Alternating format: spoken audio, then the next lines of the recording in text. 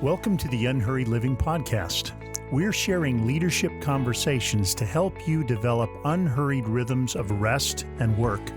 We're helping you overcome hurry and make time for what matters most. And now, enjoy today's episode. Hey friends, welcome to episode 257 of the podcast. My name's Alan, and I'm so glad you've joined me here. I'm hopeful that our time together will help you rediscover an unhurried way of life and leadership. Today, we'll be addressing a critical issue for Christian leaders, especially over the last few years. We're talking about burnout. In my own coaching work with leaders, individually and in groups, I've perhaps never seen the level of burnout that I'm witnessing these days. And that's why I'm glad to be talking with Sean Nemecek about his new book, The Weary Leader's Guide to Burnout. You're going to find this helpful whether you find yourself at that level of depletion or not. Now, Sean Nemecek is the West Michigan Regional Director for Pastor-in-Residence Ministries and a co-host of the Hope Renewed podcast. Sean is a third-generation pastor, and he has served as a pastor for 18 years before joining PIR. Now, Sean coaches pastors through ministry issues, conflict, forced exit, transitions, and burnout. He also consults with churches and leadership on sabbatical planning, work culture, and pastoral support. His blog, The Pastor's Soul, which you can find at pastorsoul.com, teaches churches and pastors how to invest in the pastor's joy for the good of the church. Sean has been married to Amy for over 25 years. Now, if you're a new listener, welcome to the podcast. If you find these episodes helpful, please follow, rate, and review. And if you would, share this podcast with your friends. Now, let's dive into my conversation with Sean Nemecek. On today's Unhurried Living podcast, I'm pleased to have Sean Nemecek, author of The Weary Leader's Guide to Burnout. Sean, thanks so much for joining me for this conversation. Thanks, Alan. It's a pleasure to be here. I've been looking forward to it. Me too.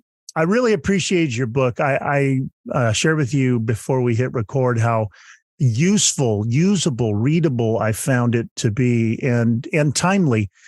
And as I read, you begin the book with really your own experience of leadership burnout. I wonder if you'd be willing to begin by sharing some of that story. Yeah, it's a big story. I mean, it's 11 years of ministry that led to burnout for me. So I'll share the highlights for you. Okay.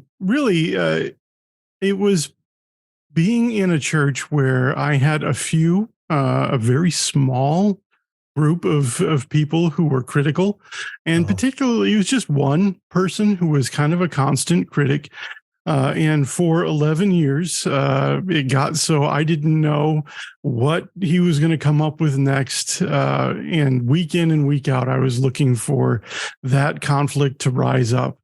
In addition to that, we had some family health issues. My wife had to struggle with breast cancer.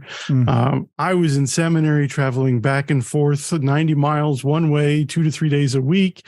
And then we had some significant losses in our church. When you start in a church doing funerals, you're doing funerals for strangers. Mm-hmm. But after a little while, you start doing funerals for friends. Yeah. And we lost a very dear young woman who had just returned to faith in Christ and was growing, and then was tragically killed in a car accident while I was counseling her brother. And so I drove him to the hospital and went through the whole thing with the family in real time.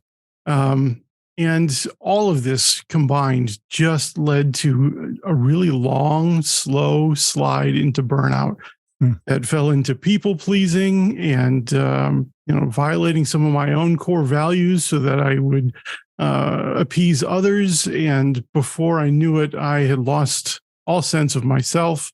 And I was becoming really ineffective in my work. And that's when my critic launched his all-out attack that turned into a 3-month inquiry that in the end, my board said they didn't find any wrongdoing on my part, and my critic left the church in shame, and everything got better immediately. There was more unity, but I was so burned out and broken. It took me several years to heal. And so that began a journey of really exploring what was fractured in my own soul. And I dove into 86 books in 1 year. Oh my. And was just trying to get a handle on anything I could to really understand what was happening. And from that, we get this book and, coaching that I do through PIR now. And so God's kind of redeemed that time. But boy, it was awful when I was going through it. Oh my. Well, I always think that a book that grows out of an author's lived experience, let alone an author's need, is often, it's the kind of book I want to read. That's for sure. I'm going to guess in your work with Christian leaders, as in my work with leaders, it really seems like the challenge of leadership burnout has increased over the last few years, especially, since the beginning of the pandemic and all of the cultural and political and other dynamics of these years. Are you seeing this? And if so, what do you think is contributing? Oh yeah, there's so many factors contributing to it, but I think one of the major ones was during the pandemic, so many pastors were focused on caring for their church and just getting them through the time, and they started to neglect self-care and soul care. So that when things started to calm down, that's when the trouble in their souls started to bubble to the surface. And so just as most people were coming out of the effects of the pandemic, pastors were just entering into kind of the problems created by a lack of self-care. I've also seen, financial stress, political stress, conflict, just the constant drive to keep the church going. So many things have contributed to this. It's kind of like a perfect storm right now. There's so much going on. I've noticed too that, the pastor seems to have become, or any Christian leader has sort of become the lightning rod for opposing opinions about every big issue that has sort of faced us here recently. And it's felt like a no-win for a lot of Christian leaders. Yeah, I actually tell the pastors that I'm coaching through Burnout.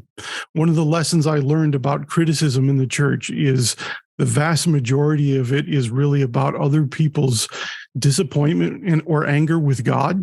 And you become the symbol for God. And so you're the lightning rod for their pain. And we're seeing that over and over again, and learning to identify that and being curious about what's going on in the lives of other people is really hard, but it's a necessary move. Yeah, I think that's really a wise way to help Christian leaders see the dynamic of criticism, which has gotten so loud and strong in a lot of leaders' lives. So we sort of step into the book a little more deeply. I enjoyed the foreword that Glenn Packiam wrote. And his description of your book, I thought was really, was a great one. He said it's 1 part diagnostic tool, 1 part medicine, and 1 part inoculation. Can you say more about sort of his way of describing the flow of your book? Well, first, I'm so grateful for Glenn and his willingness to write that forward. He has an excellent book called The Resilient Pastor that he was writing around the same time I was writing this. And so we communicated a little bit together. But the format of the book is really built around a concept called triple loop learning.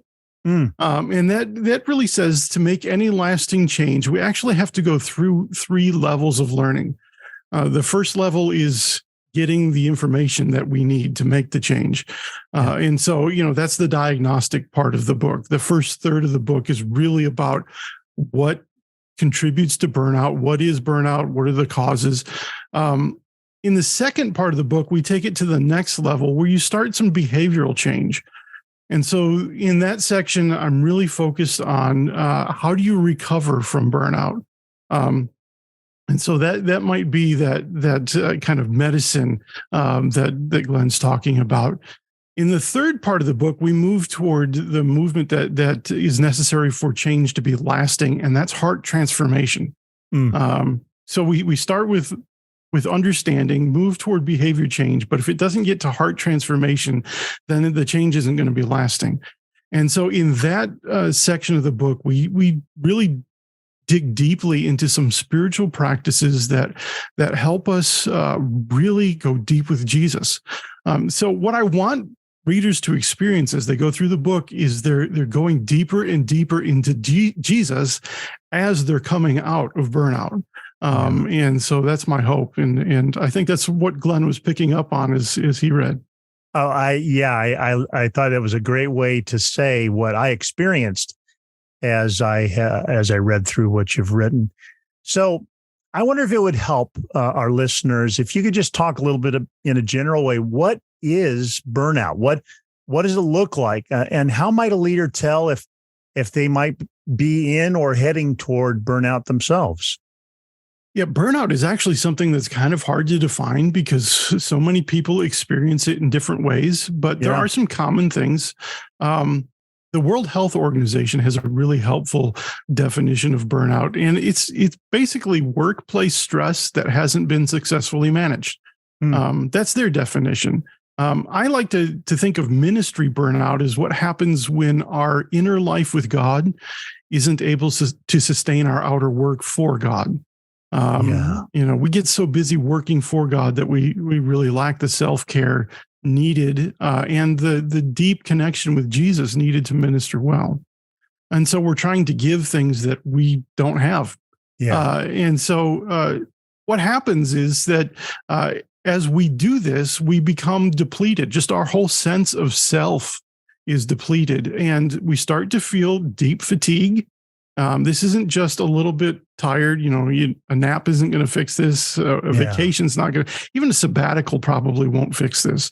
We're talking about a fatigue that's caused by our whole approach to work that will need to be rethought and changed into a more sustainable way. But in addition to that fatigue, we find that we're just becoming less and less effective in our work. So the work that we used to find easy now becomes hard. The things that we used to do naturally now take a lot more effort, and we find that we're working harder and producing less. And so it can just be a desperate cycle because we're aware that we're not producing like we used to. We're not as effective. We're not as good. Our preaching isn't as good. And so there's a lot of anxiety and shame that starts to pop up around that.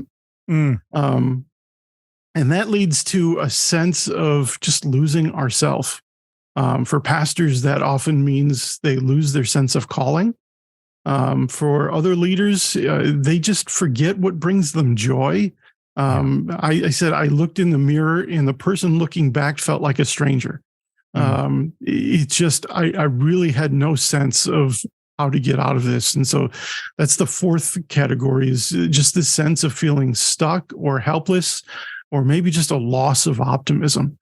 Now there's other things that go along with those factors, but those are the primary things that most people experience. That's really helpful to hear, because I think I'm going to guess that a lot of our listeners can identify with at least some of those dynamics, whether or not they've led all the way into deep burnout. I think a lot of us recognize what you've just described. And as I was reading what you've written, it made me think of a line from Eugene Peterson's little book, Under the Unpredictable Plan. I've gotten a lot of pastoral wisdom from Eugene over the years. And this was the kind of an extended quote, but it goes like this. It says, spiritual leadership vocations in America are badly undercapitalized. Far more activity is generated by them than there are resources to support them. The volume of business in religion far outruns the spiritual capital of its leaders. The initial consequence is that leaders substitute image for substance, satisfying the customer temporarily, but only temporarily. On good days, denying that there's any problem. Well, it's easy to do. Business is so good. On bad days, hoping that someone will show up with an infusion of capital, but no one is going to show up. The final consequence is bankruptcy, and the bankruptcies are dismayingly frequent. How does that strike you, Sean? Man, I wish I had his way with words. Isn't that amazing? That's just such a great quote, and it reminds me, of an idea that goes back. I can't remember which of the church fathers talked about our need to be more of a reservoir than a conduit. Yeah. And so many pastors are functioning as a conduit. Whatever they get from God flows through them and out of them. And if things dry up, then they have no reserves. There's nothing left to give. But if we fill ourselves first with the love of God, so that ministry is an overflow of our relationship with God, and that love from God is flowing out of us, then when we enter those dry times, we're not desperate. We're not going to dry up completely because we've got a little bit of that reservoir. And so I think that's kind of what Eugene is getting at, that so many of us are really operating on such tight energy budgets. That we have no room for trouble, for catastrophe when it shows up. Yeah, there's just no buffer. Yeah. In fact, you're mentioning it was Bernard of Clairvaux who had the yes, that's the one. And I know that because my wife Jim, mentioned it just earlier this week. We were chatting about an upcoming retreat we're leading, and she's going to share that metaphor because that's been meaningful to us too. That idea that the reservoir retains that which it needs for its own well-being and is able to share from the overflow of its abundance in what it gives to others. And I love that metaphor. That's such a powerful one. Yeah. I was just going to say, it seems like your whole unhurried living way of life really lends itself to that sense of filling first and then leading and loving from the overflow. Yeah, that's well said. I think my hope, maybe in the spirit of the book you've written, what I've hoped is that unhurried living would be a kind of preventative, that it would protect leaders from finding themselves in those places of burnout that admittedly, I think all of us can identify with at some point along the journey. Now, as you describe the dynamics of leadership burnout, one of the contributors you mentioned is living a divided life. I think you hinted at that a little bit in some of the stories and other things you've shared so far. But can you say more about that idea of how living a divided life can contribute to burnout?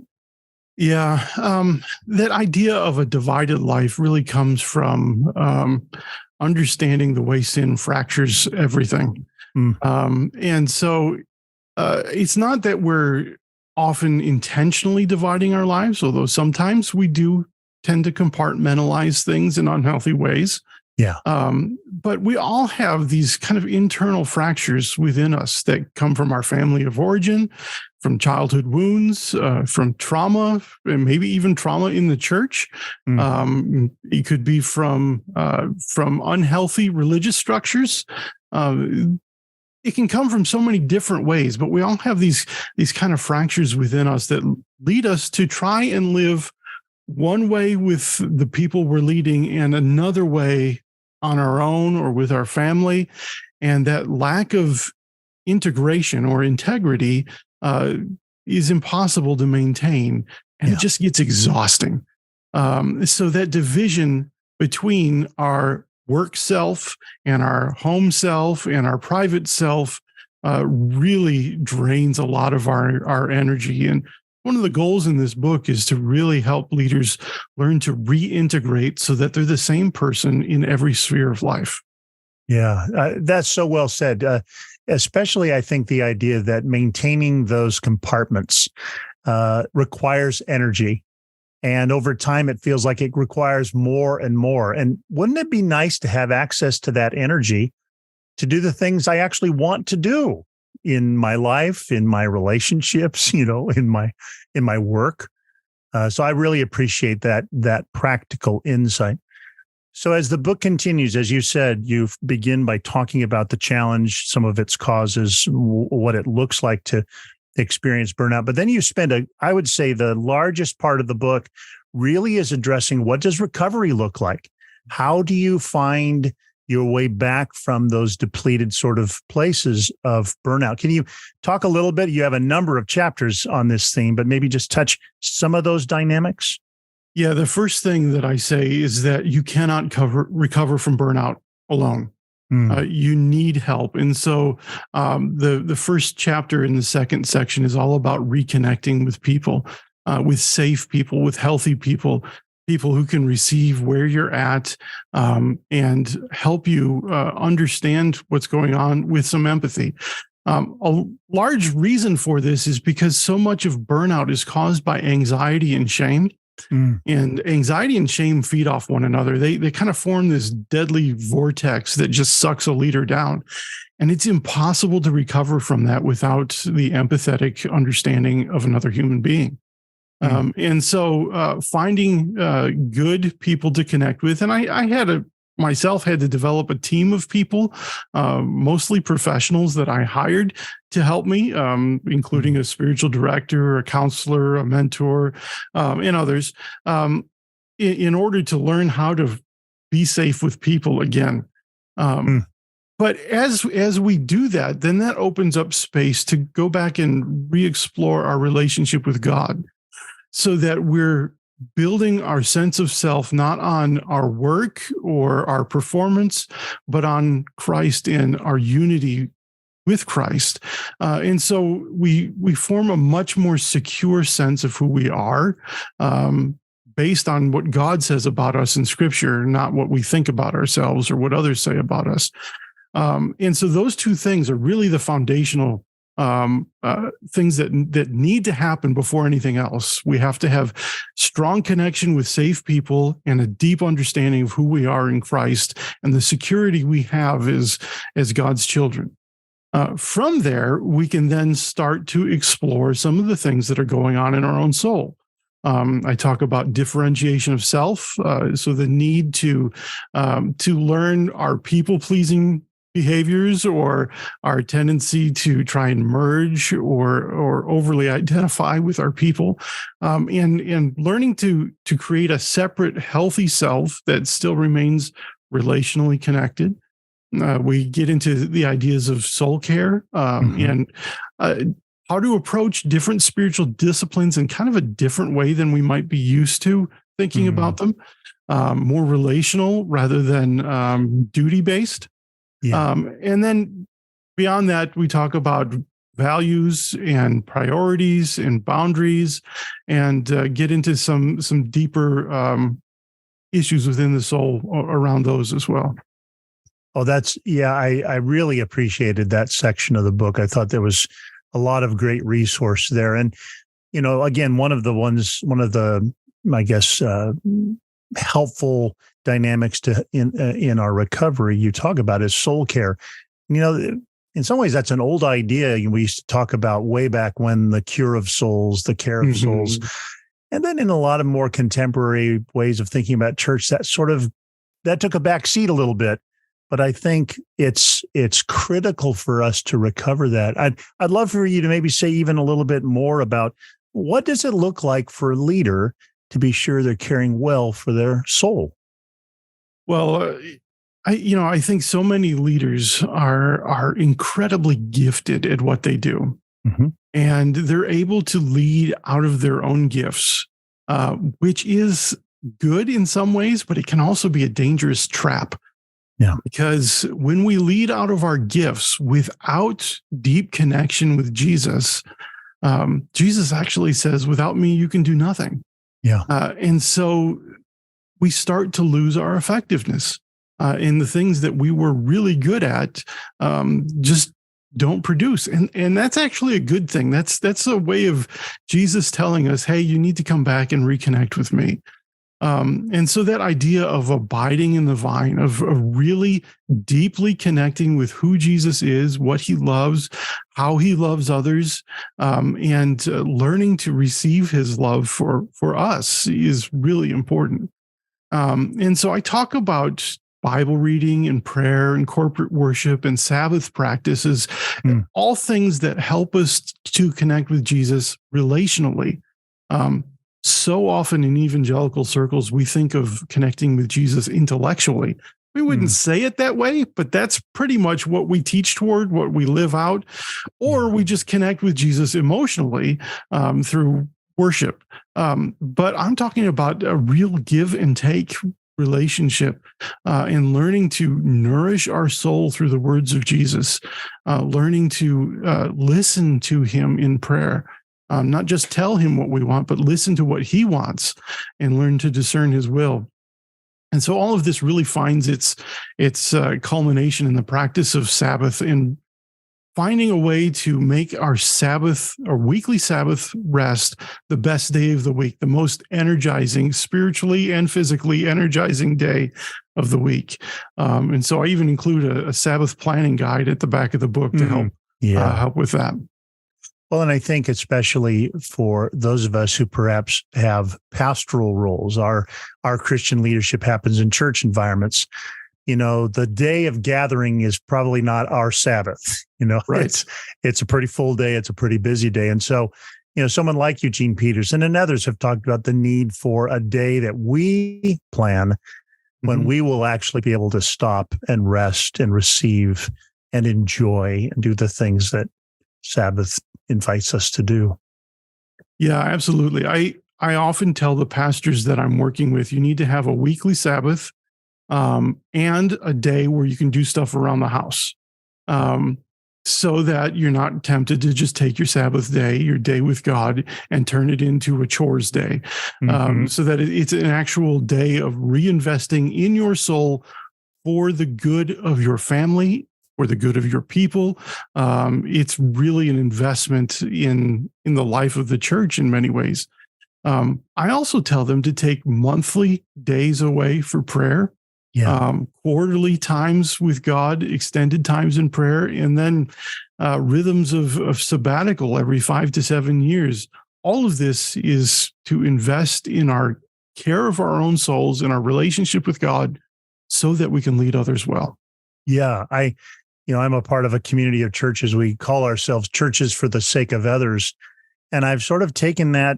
I think most of the practices, you can think of them not only as benefiting the individual practicing them, but that, for example, taking a Sabbath where I step away from my normal engagements, I can do that for the sake of those I serve. And the me that comes back from a day of enjoying and resting is going to be a better me serving those people I care for than the me who is running out of gas from constant engagement. Don't you think? Yeah, absolutely. I think more churches would be wise to insist that their pastors invest in their soul care because it will just make the pastor a deeper, better leader overall. And if we're not caring for our own souls, we're not really qualified to care for the souls of others. Yeah, our own soul is where we sort of learn how to do it in some ways. Yeah. And then we do for others what we've learned by God's Spirit's counsel to do. Well, the last section of your book is so helpful. It talks about developing resilience against burnout. And so whether you find yourself recovering and now wanting to be sure you don't end up back there, or whether you're wanting to be very careful to be cautious and preventative so you don't end up in a season of burnout. Can you talk more about this developing resilience? Yeah. I wanted to close the book with a sense that you don't have to burn out again, that there is a way of recovering from burnout that will, if you stay in this pattern, will prevent burnout from ever happening. And so I really dig deeply into a few important spiritual practices that I think are seriously neglected in the church. The first is the practice of lament, learning to just be raw emotionally with God and honest with God, recognizing that He's big enough to take it. He knows already what's going on in us. And so it's really about just being completely honest with God. And one of the things I've found is that lament is actually a pathway to joy. The more we are able to pour out the deep, dark things that are going on in our soul and just let them out, at some point, we run out of tears. we run out of rage. And all that's left is the loving presence of God. And then we're able to remember his faithfulness. We're able to remember his kindness. And we're able to see the joy of the Lord again. And so that practice is really a foundational practice, especially for pastors or leaders in burnout, because there's so much loss connected with burnout. I also talk about the need to really name our resistance to God and surrender to him, and kind of get to the idea of holy indifference, which is kind of a strange term for most people, but it's the idea that what we're really after is God's will, and we're going to be indifferent toward everything but God's will, which includes our own desires that aren't in alignment with God. This is something that only the Holy Spirit can do in us. It's not something we can produce, but learning to pray that prayer of God, I want nothing but your will, and shaping our wills according to his really opens up freedom for us, and it enables us to be able to love, to lead from a place of love rather than drivenness or even gifting. It slows us down. It reorients us toward the needs of others, and really enables us to lead with less anxiety, less shame, and more freedom. That's so well said. Well, I so appreciate what you've had to share. I wonder, as we close our conversation, as you think of our listeners, some of whom may be right in the middle of a season and realize that this is burnout. That's what this is. Or others who may be on their way there, or others who remember seasons of it. I wonder if you just speak a word of encouragement to our listeners in the spirit of your book. Yeah, one of the things I want this book to do is to destigmatize burnout. I don't think burnout is something we have to be afraid of. In fact, I think recovering from burnout is actually one of God's good gifts to us. That it shapes us and molds us to be better leaders than we ever could have been before. And so, yeah, you want to avoid burnout. You want to develop resilience if you can. But if you find yourself in that place, don't fear. There's hope. There's actually a good sense that God is doing something. And with the right help and, a few months of recovery and probably a few years to get your energy back, you'll find that you are a better leader than you ever were before, and more connected with Jesus. And you'll see more fruit. People will see a deeper measure of Christ in you because of it. Oh, that's so good. Well, again, my guest has been Sean Nemecek, and we've been talking about his book, The Weary Leader's Guide to Burnout. Sean, it's been such a pleasure to talk with you today. Thanks, Alan. It's been a pleasure for me too. I hope you enjoyed our conversation as much as I did.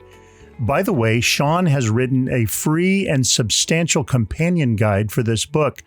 You can find it on his website at seannemecek.com. Just look for the link to The Weary Leader's Guide to Burnout there. In our last 2 episodes before the podcast takes a summer break, I'll be talking with authors Joe Saxton and Oz Guinness. I can't wait to share those episodes with you. Now, if you'd like to receive more help from Unhurried Living, I invite you to join our Unhurried daily email list. For 40 days, we'll send you a brief daily email that offers personal reflections from life and Scripture to help you take the next step in following Jesus' unhurried way. You can sign up on our website at unhurriedliving.com. We're honored to encourage thousands of leaders just like you. Thanks for listening. You've been listening to the Unhurried Living podcast. Join us next time to learn more about following the genius of Jesus' unhurried way of life and leadership.